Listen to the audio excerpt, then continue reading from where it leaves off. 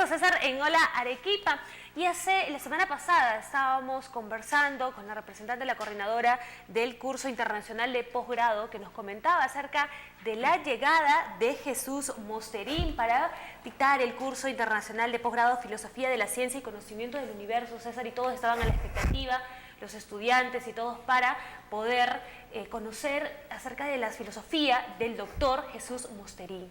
Y justamente el día de hoy está con nosotros aquí en el set de Hola Arequipa el doctor Jesús Mosterín. ¿Cómo está? Buenos días y bienvenido a Arequipa. Buenos días, gracias. ¿Cómo está? Bueno, usted es el invitado principal del curso internacional que va a dictar para que puedan conocer ampliamente acerca de la filosofía que usted ha ido conociendo a través de las investigaciones también que ha realizado. Sí, efectivamente hoy, esta tarde, empieza el curso internacional y bueno, yo voy a hablar de, tanto de las investigaciones que yo he realizado como sobre todo de las investigaciones que han realizado otros, porque lo que es interesante no es una cuestión personal, lo que yo pienso, lo que piense fulano o mengano, sino lo que es interesante es el universo mismo y el mundo que nos rodea. Y lo importante es que lleguemos a entender bien el universo y esta es la temática básica de la que vamos a hablar en este curso. Doctor Mosterín, usted ha realizado trabajos interesantes en muchos años. Por ejemplo, hizo una interesante compilación de las obras de Husserl respecto de la lógica matemática, que es, por cierto, su especialidad y la corriente filosófica que usted desarrolla desde hace muchísimos años y por lo cual reconocemos un interesante trabajo. Para ser filósofo, en su experiencia y en la lógica matemática, ¿hay que ser audaz, doctor? ¿Hay que ser audaz? ¿Muy audaz? Bueno, para hacer lógica, más que audaz, lo que hay que ser es riguroso. Es decir, la lógica es el dominio del rigor y de la precisión. Hay que ser audaz para, más bien, para inventar cosas y para para formular hipótesis, digamos, que luego podamos contrastar con la realidad. Usted volvió a poner en tela de juicio, doctor, un limbo muy interesante entre la lógica matemática, la metafísica y el análisis y las perspectivas que uno puede tener respecto de un procedimiento habitualmente científico, de la lógica respecto de los fenómenos científicos. ¿Cuál es la posición suya respecto de este tema? Muy bien. Sé que el tema de la pregunta es absolutamente amplio. Creo que lo audaz sí es la pregunta, digamos, en todo caso, pero cuando nosotros hablamos de la ciencia, empleamos la palabra en dos sentidos que en realidad no tienen casi nada que ver entre sí. Por un lado hay la ciencia matemática y por otro lado hay la ciencia empírica. Entonces no se parecen nada. Cuando yo normalmente hablo de ciencia, más bien me refiero a la ciencia empírica, que abarca la física, la química, la biología, en fin, lo que ustedes quieran, la antropología, en fin, la lingüística, pero la matemática es otra cosa. La matemática, en primer lugar, la matemática no hace observaciones, no hace experimentos. En la matemática uno puede decir lo que quiera con la única condición de no contradecirse, por eso decía Cantor que la matemática es el reino de la libertad, cosa que no ocurre en la ciencia empírica. En la ciencia empírica no tenemos ninguna libertad, somos los esclavos de la realidad, tenemos que atenernos a cómo la realidad es. Y claro, si yo digo, por ejemplo, que yo tengo en la mano izquierda un número determinado de dedos, pues los tengo que contar y compruebo que tengo 5 dedos. Exacto. Y yo no puedo decir en la ciencia empírica que yo tengo 6 dedos o 4 dedos o 8 dedos porque sería falso. Mientras que en las matemáticas, si yo defino, por ejemplo, un espacio, pues yo puedo definir un espacio de 3 dimensiones, como el espacio que aquí habitualmente encontramos, pero también puedo definir un espacio de 4 dimensiones, como el que empleamos en la relatividad general. Pero también puedo definir un espacio de 6 o de 11 dimensiones, como propugnan los que tratan de hacer teoría de cuerdas, o también puedo proponer un espacio de un número infinito de dimensiones, como los que se usan en ciertas versiones de la mecánica cuántica. Entonces, el número de dimensiones que tenga el espacio es algo que el matemático decide libremente. O sea, no es un tema que tenga que contrastar con la realidad. Por lo tanto, Lo que necesitamos en las matemáticas es estar seguros de que lo que decimos con toda libertad, que no caemos en contradicción. O sea, la gran virtud de la matemática, la única virtud es la consistencia. O sea, la matemática lo que hace es buscar que lo que digamos no se contradiga una cosa con otra. Mientras que la ciencia empírica es algo distinto, la ciencia empírica en definitiva pues trata de describir las cosas que nos rodean como son. Ahora, se hablaba de los números naturales. Usted ha trabajado mucho en lógica matemática, doctor, es su especialidad en la lógica matemática. Respecto de los números naturales como una base de datos universal, ¿cómo podríamos entender este concepto? Bueno, eso lo que significa es que sencillamente...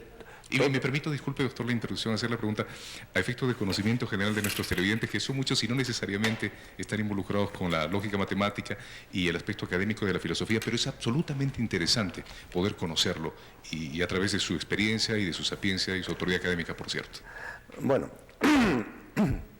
en la cuestión de los números naturales, sería un poco complicado entrar aquí en cuestiones técnicas, pero digamos que los números se pueden representar de acuerdo con diversos sistemas de numeración. El sistema de numeración que empleamos usualmente para hacer las cuentas del supermercado, por ejemplo, es el sistema decimal de numeración. Numeramos 1, 2, 3 hasta el 10 y luego a 11, 12... Bueno, como ustedes saben, hay, por ejemplo, todo el mundo conoce el sistema binario, donde solamente se usan como dos símbolos, el 0 y el 1, y se representan binariamente. Bueno, pero también podemos tener, aparte de tener con 2 signos y con 10 signos, podemos tener sistemas de numeración de base, no 2 o 10, sino de base, por ejemplo, supongamos 40. Y entonces podemos considerar que todas las letras de nuestro alfabeto, incluidas las comas, los puntos, los signos de interrogación, son los signos de un sistema de numeración. Excelente. Con lo cual, cada libro y cada texto y cada artículo es un determinado número natural escrito en este sistema de numeración. Y cada imagen, cada fotografía, por ejemplo, pues si ustedes la analizan en píxeles, entonces se puede representar también numéricamente y entonces cada imagen es un número en un cierto sistema de numeración. Y lo mismo ocurre con la música, claro. Nosotros, aunque el violinista, por ejemplo, produce un sonido analógico, luego, si queremos esta música, ponerla en un disco compacto, por ejemplo, pues lo que tenemos que hacer es digitalizarla. Entonces, esto que hace es se secuencia en, digamos, fracciones discretas de segundo la onda sonora, se miden sus características y se apuntan y al final lo que sale pues es en definitiva también un número natural. O sea, los números naturales, cualquier libro, no ya cualquier libro escrito en el pasado, todos los libros que se perdieron en el incendio de la biblioteca de Alejandría se perdieron para nosotros, pero permanecen en el mundo de los números naturales. Y los libros que todavía no se han escrito, pero que se escribirán dentro de 100 años, ya están en el mundo de los números naturales. Ese es el sentido. Los programas de televisión que todavía no se han hecho, pero se harán dentro de 100 años, ya están en los números naturales. Este es el sentido de la base de datos universal. O sea que estamos afortunadamente e irremediablemente ligados a los números y a una base de datos que de todas maneras va a ser. Doctor, las conferencias que ustedes van a dictar son absolutamente interesantes. Esto es solo una pequeñísima muestra de todo el espectro de conocimientos que usted va a permitirse compartir con los que asistan. Y de todas maneras es absolutamente grato contar con su presencia. Queremos, yo sería oportuno poder reiterar los días, las horas y lugar donde podremos tener información respecto de la visita. El doctor Jesús Mosterín va a estar pues el día de 5 al 9 de septiembre haciendo el día 5 acerca de ciencia y especulación, el día 6 estructura de la realidad, el día 7 el universo, el día 8 la vida y el día 9 acerca del cerebro. Son los diversos puntos que se van a tocar en ese temario para el curso internacional. Ahora quisiera usar de su gentileza, doctor Mosterín, y quitar unos segundos respecto a este tema de la vida que es tan interesante y especialmente en una década en la cual la ética, la clonación y otros muchos aspectos relacionados a la biotecnología y otros nos plantean un desafío respecto del punto de vista filosófico también. De manera general, doctor, ¿qué temática usted va a abordar cuando toque respecto de este asunto?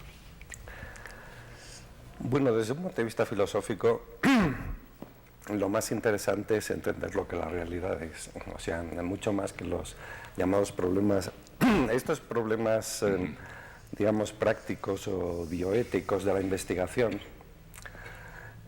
la mitad de ellos no son problemas, son pseudoproblemas, y la mitad de ellos provienen simplemente de prejuicios religiosos y cosas por el estilo, es decir, que no tienen ningún problema. O sea, por ejemplo, si naturalmente supongamos esto de la... Clonación, por decir.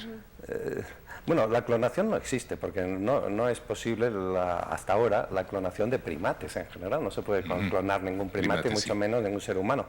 Pero de todos modos, si se pudiera hacer, pues tampoco pasaría nada, porque la clonación es una cosa normal. En el mundo de la naturaleza, o sea, lo que en realidad es muy complicado y extravagante es la reproducción sexual. O sea, si uno se lo mira bien, una cosa complicadísima. Es mucho más sencillo la clonación, es que a partir de un bicho hacer otro bicho igual. Y cuando uno va a una fábrica de automóviles, por ejemplo, pues los automóviles se producen por clonación, digamos, se van produciendo todos iguales.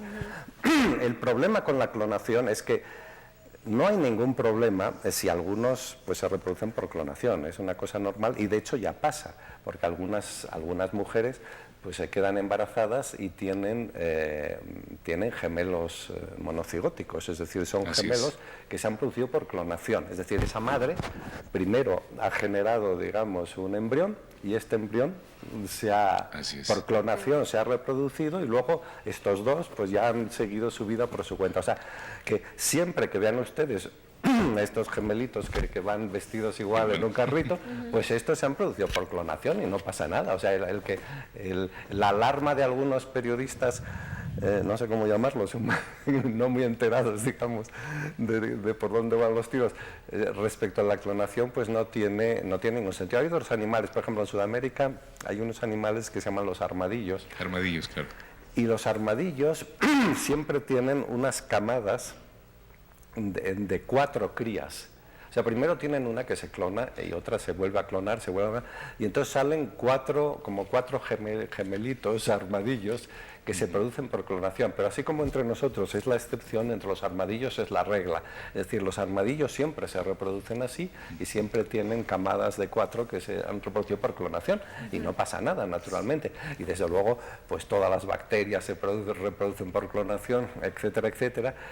Y bueno, lo que en definitiva hay que hacer es, yo no creo que este tema sea muy importante esto de la clonación, pero en definitiva de lo que se trata es de que en la medida en que se pueda, pues que los padres, o sea, lo que es muy triste es, por ejemplo, tener un hijo que sea tonto, o tener un hijo que sea subnormal, o tener un hijo que tenga el síndrome de Down, o tener un hijo que tenga, en fin, o que sea un criminal compulsivo, o que sea, en fin, todas estas cosas. Entonces, yo creo que casi todos los padres, todos los que no estén locos, pues prefieren tener hijos sanos y hijos que no tengan este tipo de enfermedades.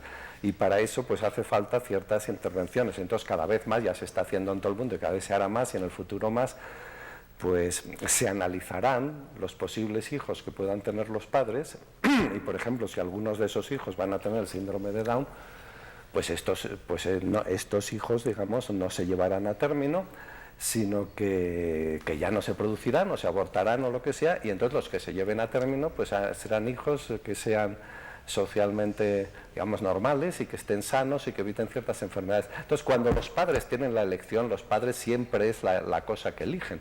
Lo que pasa que a veces pues viene algún político o algún obispo o alguien por la esquina diciendo a los padres que no, que ellos no tienen derecho a elegir, que es Dios el que elige y que si se produce un niño con síndrome de Down, pues que eso es una prueba que manda Dios o lo que sea.